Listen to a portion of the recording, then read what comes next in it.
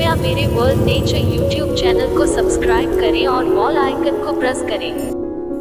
सचिव के रूप में तुरंत पहचानने योग्य है। क्रेन पर ईगल जैसा शरीर वाला बहुत बड़ा पक्षी, पैरों की तरह जो पक्षी को उतनी ऊंचाई देता है। 1.3 मीटर 4 फीट 3 इंच के रूप में। लिंग समान है। उपस्थिति वयस्कों में एक पंखहीन लाल होता है, नारंगी चेहरा और मुख्य रूप से भूरे रंग की परत, एक चपटा अंधेरे शिखा और काली उड़ान के साथ।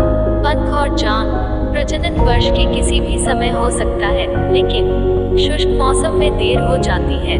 घोंसला है, एक कांटेदार पेड़ के शीर्ष पर बनाया गया है और एक क्लच। 1 से 3 अंडे दिए जाते हैं। बहुतायत से वर्षों में तीनों युवा भोजन छोड़कर भाग सकते हैं। सेक्रेटरी शिकार करता है और शिकार करता है।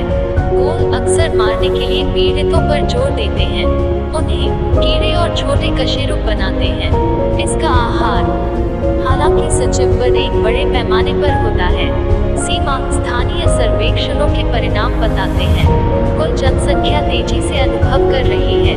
गिरावट संभवतः निवास स्थान के परिणाम स्वरूप पतन, इसलिए प्रजाति को वर्गीकृत किया गया है।